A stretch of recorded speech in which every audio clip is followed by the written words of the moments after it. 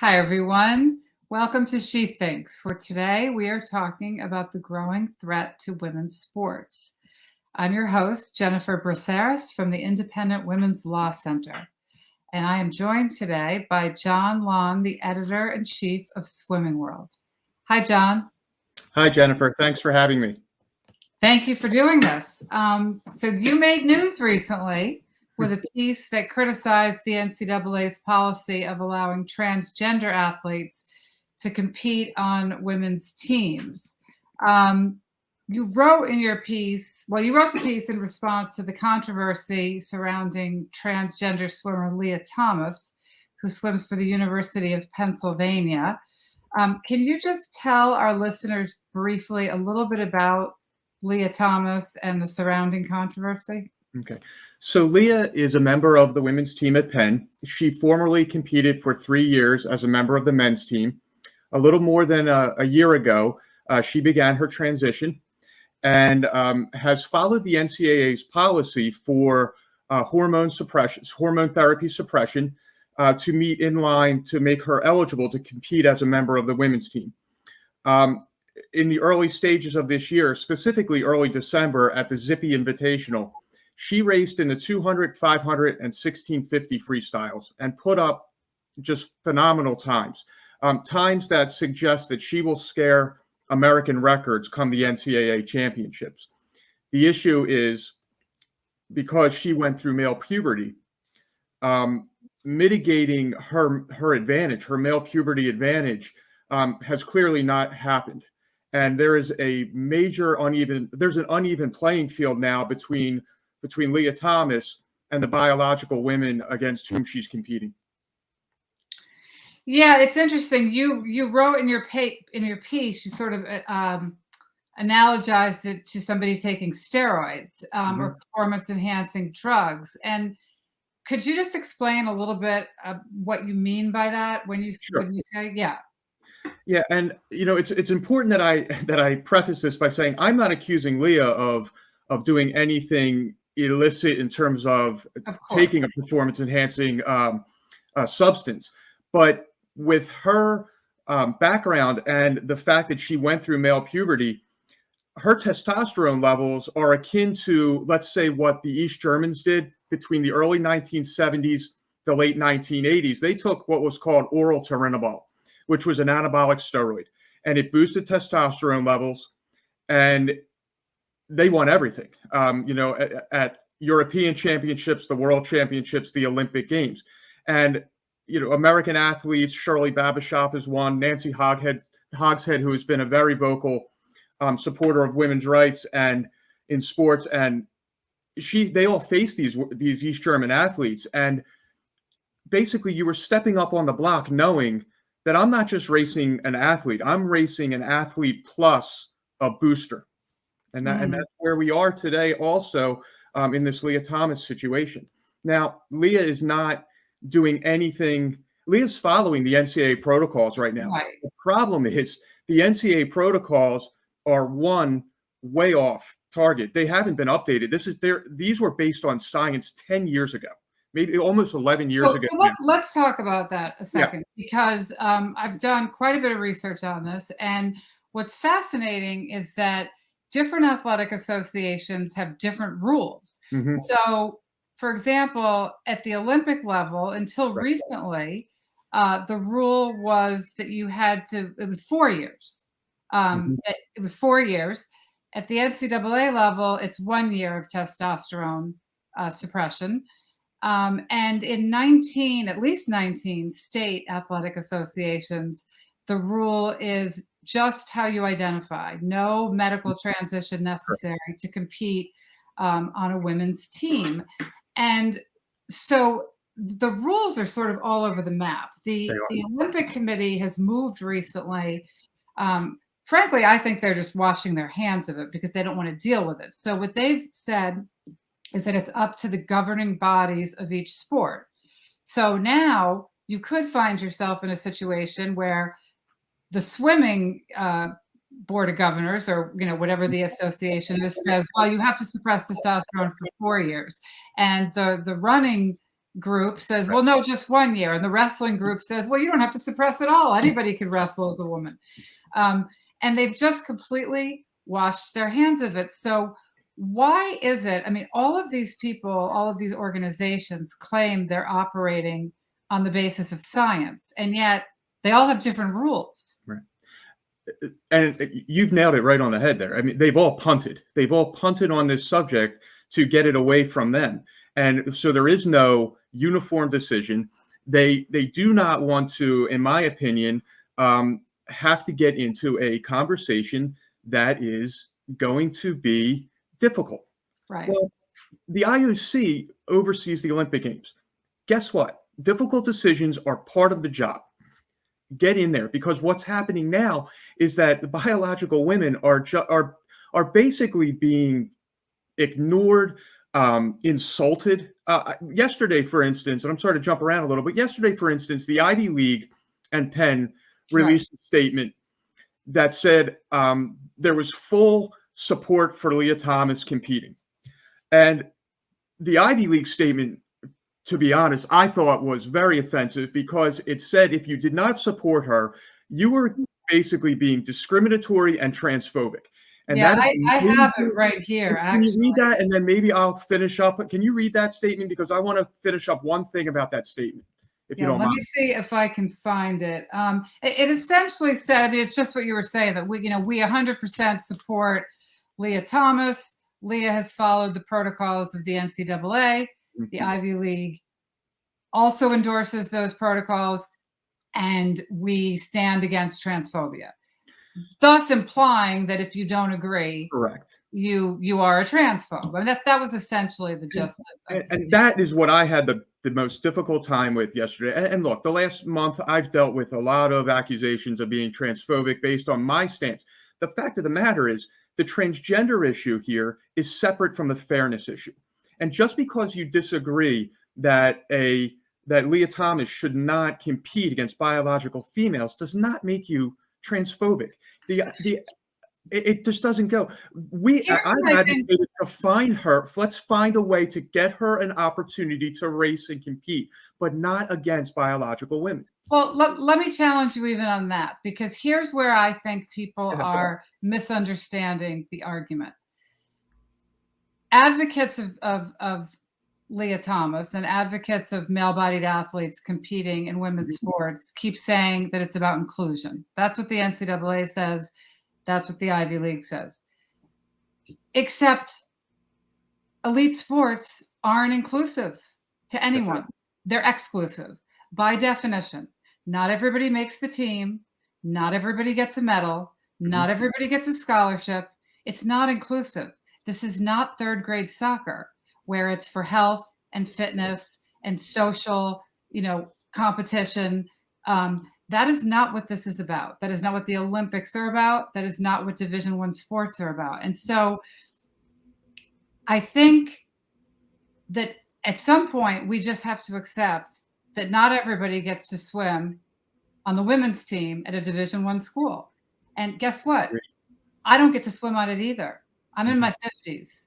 I'm also a very bad swimmer, but I could be a phenomenal swimmer, and I wouldn't be able to swim for Penn because I'm not a student at Penn, and I'm too old to be on the team at Penn. So this isn't necessarily about transgender.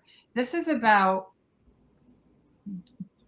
is elite sport allowed to be elite and to draw lines and rules? That's really what we're talking about. Am I right?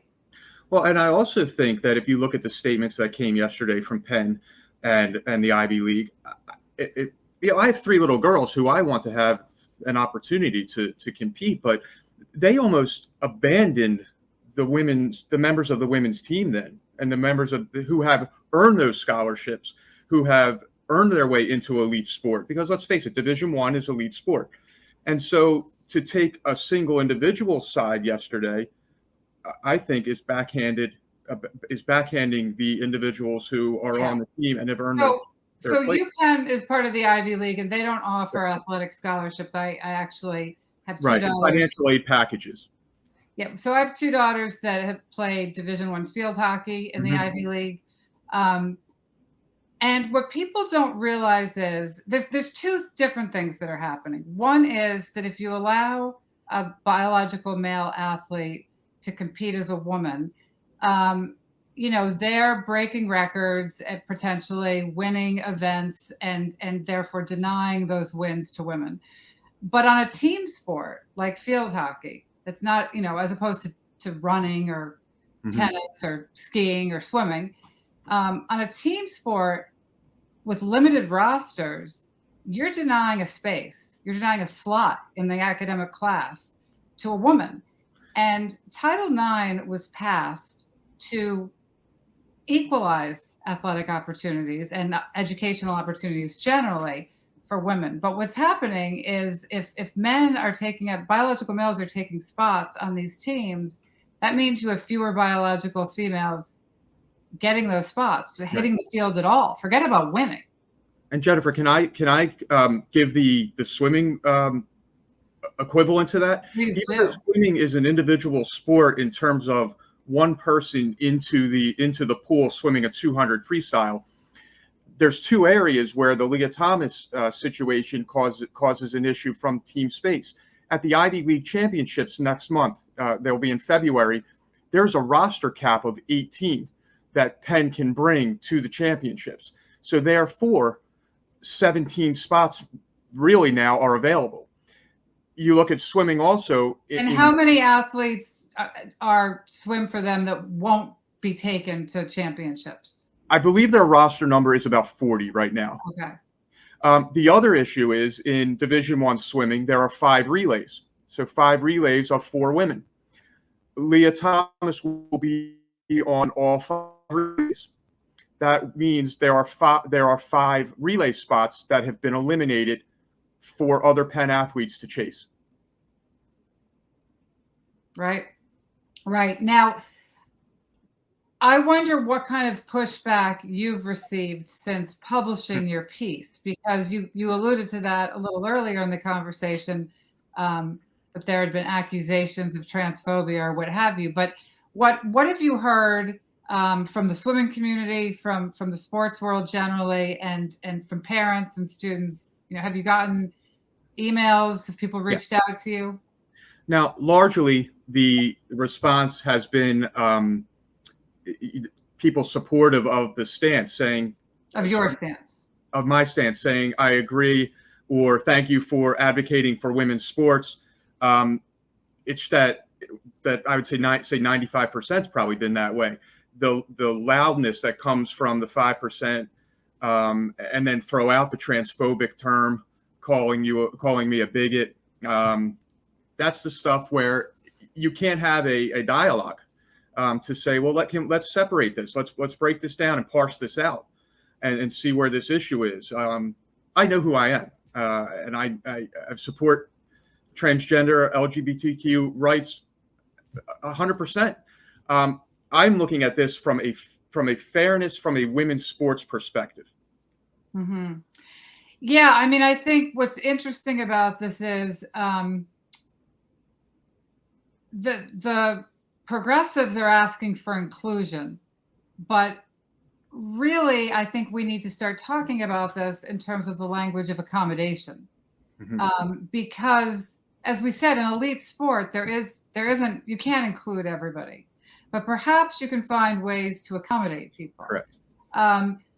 And in other words, I go back to having to look at this on a case-by-case basis. So, if you have a 4th grade travel soccer team that's all female, and you have a child who identifies as female, who's biologically male, maybe the team makes an accommodation for that person. And, maybe the accommodation is they get to play, but they don't get to go to the state championships, or whatever it is. They work it out. They work it out with the league. They work it out with the community, and they accommodate this person so that they can participate in, the normal life of a 4th grader. That is not what people are asking us for at the college level. That is not what Leah Thomas is asking for. Leah Thomas is asking for the right to win. Right. And that, to me, seems to go too far. Yeah, and I'll give you just on a comparison. So Katie Ledecky comes along in 2012. And for anybody who's unaware, Katie Ledecky is the greatest female distance swimmer in history. An argument can also be made that Katie is the greatest female swimmer, period, in history, maybe only trailing Michael Phelps in what he's done as a swimmer. Katie put out records there that we didn't believe would be even approached. And now we will head into the NCAA championships in March with the potential of her 500 freestyle American record under threat. The same can be said for Missy Franklin's American record in the 200 freestyle. Missy Franklin, again, another multi-time Olympic medalist, world record holder, and her 200 freestyle record could be under threat because Leah Thomas's best times from her 3 years on the male program are faster than both records. 6 seconds faster in the 500 freestyle, 2 seconds faster in the 200 freestyle. Now, there is some mitigation, but there hasn't been nearly enough. And so if those records go down, now we're looking at iconic records, iconic individuals whose records are not broken by a biological female. That doesn't add up. Right. So what do you think is the solution? I mean, you started off by saying that the NCAA policy is not based on current science. Is there another policy that you could get behind or that you think would balance the interests more fairly? Well, right now, the mitigation, because we're in a time pinch now also, because now you're looking at today, I believe January 7th. So you're looking at about 2 months until NCAA championships. The NCAA is not going to be able to get a mitigation policy and replaced and change everything around. I think the one to do now is, and I don't know if they could do this even because they'll probably find a legal battle on the other side, is to give Leah Thomas, give her an opportunity to exhibition swim, to time trial. That's not going to be acceptable probably by her or Penn. But that, I mean, would it be, going back to the claim that all these people want is inclusion, right? And to continue doing what they love. Right. Would it not be a fair compromise to say, you know what, you can compete, but you don't get to take the medal if you win. In other words, go ahead, participate, but the female body athlete who comes in first is going to get that gold medal or that first place trophy. And, maybe you can stand on the podium with that person, but the record books are not going to have Leah Thomas's name. Yeah. And Does that satisfy people? I don't know if it will, because there's something unique about touching the wall first. Being that athlete who stops the clock, turns, and recognizes that the title is theirs. To touch second, and to touch second by potentially a several second margin, it won't be as satisfying. It doesn't feel the same. It does not. Yeah. This isn't just about Leah Thomas, of course. I mean, this is going to start happening more and more as more, people are more comfortable coming out as trans than they were in past years. Renee Richards, who was a transgender pioneer, has said in retrospect, maybe I just shouldn't have competed in tennis. I mean, maybe that was the price I had to pay for living as my authentic self. Mm-hmm. I don't hear other people saying that. I don't hear feminist groups coming out and saying that. I don't hear the organized trans community coming out and saying that. Why is that such a controversial position? I mean, you're asking for acceptance, and most people want to give acceptance, but not if it means that girls and women are going to be excluded and have to stand on the sidelines watching their own sports. Yeah, and well, you brought up Renee Richards, and she's part of the women's sports policy making group with individuals like Martina Navratilova, with Nancy Hogshead McCarr, who is a 4-time Olympic medalist, Chrissy Everett. And the fact that they've worked so hard to get women's sports to where it is. And for someone who has the experience and went through everything like Renee Richards did to speak on this topic and to say, well, this is not right, that should carry a lot of weight. Instead, again, the well, you don't want transgender athletes is the immediate push from Right. the trans community. Have you heard anything from the Ivy League swimmers themselves? I know there have been reports in the Daily Mail Yeah. that some of them are uncomfortable and you know, not willing or ready to speak out right now. Have you heard from any of them? Our publication, we've spoken to several parents of athletes. The athletes are very fearful. They're fearful that if they speak out, even if they speak out anonymously, and it's kind of given, oh, I think I know who that is, that Mhm. they will face repercussions, not just being labeled as their athletes, but potentially as they pursue employment beyond graduation. There's a fear out there of speaking up. For that reason, Erica Brown, who is an Olympian for the United States at this past summer's Olympics in Tokyo, she went and posted on her Instagram account that this is wrong. This is not right for the biological females to have to race against Leah Thomas because of the unfair playing ground. So there are a handful, but for the most part, no. Everybody's very, very fearful and very apprehensive to come forward. Yeah, and I think the more established athletes, the Olympians and the retired athletes, particularly those who are women and feminists like Martina Navratilova, and part of the LGBT community, Mhm. they're going to have to be the voice of these girls because um, they're not ready to come out and speak out against it because of all the societal pressure. And I really I hope that Martina and Chris Everett and these other women who frankly don't have as much to lose right now because they're already established and famous and had their careers, can really be a voice for these young women because I doubt there's a one among them who's happy about what's happening. And I believe they have been, and I believe they're going to continue to be. And it can be something as simple as Nancy Hogshead wrote an article recently, wrote several about this issue, and just retweeting that, pushing that article out into their followers, to their to their communities. But they have to maintain this because you're right, they don't have as much to lose as someone who is currently an active athlete. Right. Now, I know in some upcoming meets, the Ivy League has shut down attendance, um, presumably because of COVID and the Omicron spread and all of that, um, but quite possibly also to avoid the negative publicity and the video footage, which we saw from a previous meet where she absolutely smoked her opponents. Will you at Swimming World be covering the upcoming events? And if so, how will you have access to that? So we have reached out to the University of Pennsylvania. They have a meet tomorrow that has not been canceled as of right now on Friday against Dartmouth and Yale, and we have requested a credential. And we have been told now 2 consecutive days that they are reviewing credential requests. We will have a writer there tomorrow if approved.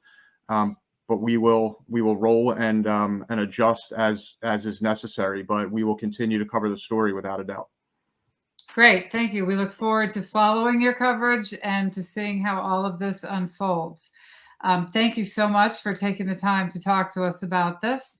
And if anyone out there is interested in learning more about the threat to women's sports, please check out IWF's and IWLC's competition report, which you can find on our website, iwf.org. That report contains background on the law, the science, and the personal stories of women who have had to compete against male-bodied athletes.